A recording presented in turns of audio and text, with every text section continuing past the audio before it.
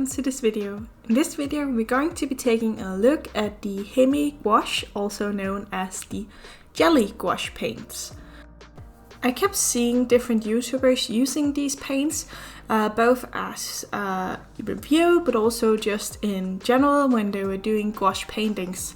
And I've been doing some gouache paintings with another brand that came in tubes. So this sort of jelly cup design that these paints have were quite different to me, but I really like the look of having them in the palette.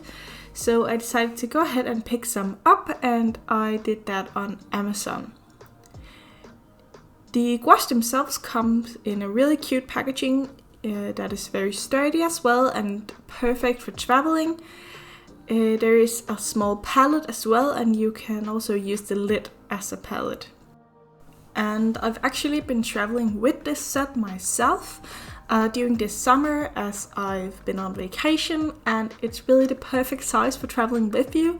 I like the color assortment that you get to have with you, and the fact that you also get a palette to mix your paint on is really great. And the lid is sort of airtight. I wouldn't say that it's fully airtight because some of my paints are beginning to dry out, but it is pretty airtight and you don't get paint anywhere, so that's a big plus for me.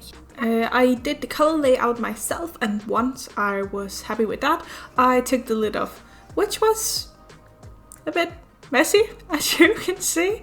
But I wanted to save all the paint, so of course I had to scrape some of the excess off the lids. One of the things that I noticed about this set was that I got two different white colors, and I wasn't sure why, but then I looked it up, and the reason is that you get a titanium white and a zinc white. And you can mix your colors to create lighter colors with the titanium white without dulling the pigment, while if you use the zinc white, it's more for highlights and not so much for lightening other colors. So I think that's pretty neat, but it's kind of difficult to see once you place them in your palette. So I wrote it in the bottom of them, and then I made sure to place them at different parts of the palette so that I had the titanium white with the black, so I knew this was the one I could mix with other colors. And once I started opening these containers, I could totally see what people were saying about the consistency of this paint. It is very, very smooth and very lush to look at. It really does look like some kind of gel.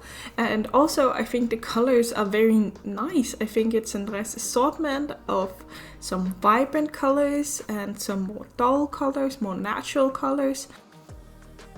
And then I went ahead and did my swatches. And as always, I would recommend doing a swatch card, but especially when you're doing gouache, because gouache has a tendency to dry a bit darker, or the tone will be a little bit different than the wet color. And if you haven't done any swatches, you can be pretty surprised by how dark your painting is turning out once it is drying. And then I thought I would do a paint demonstration so that you can see how these paints behave and what kind of look you can achieve with them.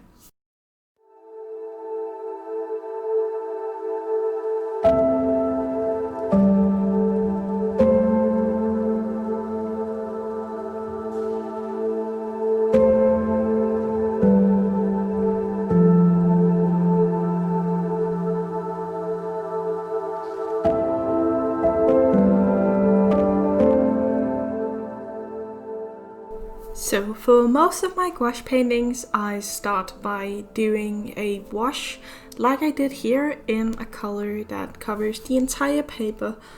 I found that if I use graphite pencils, the gouache will cover them nicely, which I don't find with watercolor, so I just use an H or an HB pencil to sketch out. I like to do this underwash, this undertone, to have a color that is continuous throughout the entire painting. And this in a way helps to set a mood or sort of a tone for the painting, but it also helps to tie in all elements of the painting, because at the end, here and there the color will shine through, and it will also shine through the thinner layers of gouache. So when I start my gouache painting, I use quite thin layers of paint and then I sort of build up. And the thing with this gouache is that it will lift up off the paper when you apply more layers. So you have to think a bit about your values early on so that you have your dark areas and your light areas, and then you can throughout the piece add colors and shades. But it will help you a lot if you have your values already laid out.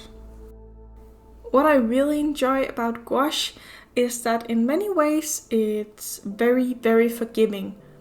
So let's say you created a color in a specific place, but you don't like it. Then you can always go ahead and cover it up and just add more layers, because as long as you're not blending on the paper with your paintbrush, then it will not lift the color underneath, and then you can just cover it up.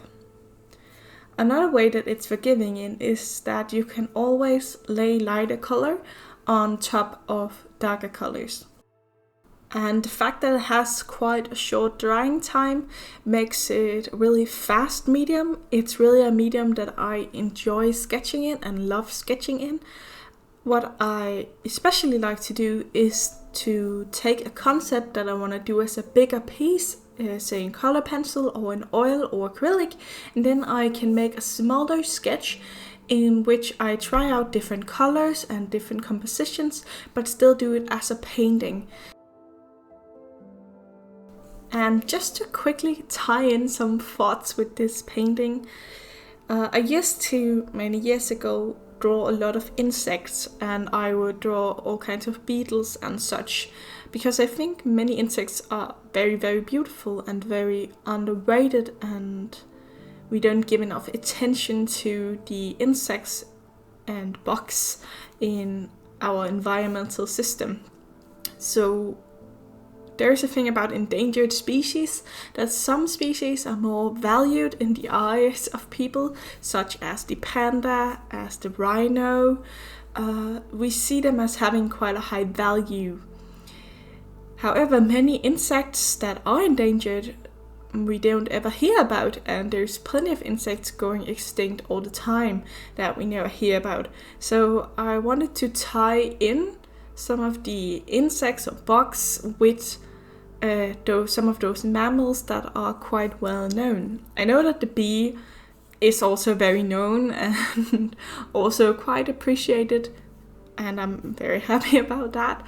But there's a lot of other different sort of dragonflies and beetles and spiders and so on that are almost extinct that we pay pretty much zero attention to. So the idea came from that, and then I just really liked the colors from the bee, these very vibrant yellows, along with the grays from the rhino. So another thing that I really like about gouache is how easy it is to create textures, but also to layer color on top and create sort of layers of textures upon textures. And rhinos are very, very textured in their skin and have a lot of wrinkles and crinkles, but I didn't want to paint it that literally. So instead I went ahead and did a lot of different textures on the skin of the rhino and then added a couple of wrinkles instead. And here is the finished piece. And you can see how they dry sort of matte, and that it's really easy to create this sort of illustrative look. And this is of course not my first gouache painting with these gouaches, so I've attached a couple of clips here of different paintings that I've done with this gouache set. These first two paintings were actually painted in my Moleskine sketchbook, so I don't necessarily think that you need a heavy and durable sort of watercolor paper in order for these paints to perform. Of course, the more durable paper and more suited paper will help the overall improvement of performance, but I don't think it's actually necessary. Overall, I really like this gouache set. It's quite inexpensive and you get a nice color range in which I haven't yet discovered some paint colors that I lacked or that I wished were there, because I think you can mix almost everything. And I think the container itself is just really well designed so that you have all your colors together and that you can transport it with you and have a palette for mixing color as well. So if you're looking for an inexpensive, I think student grade gouache colors, I would really recommend these. Anyways, that's all for today. I hope you enjoyed this video and I'll see you all next time. Bye!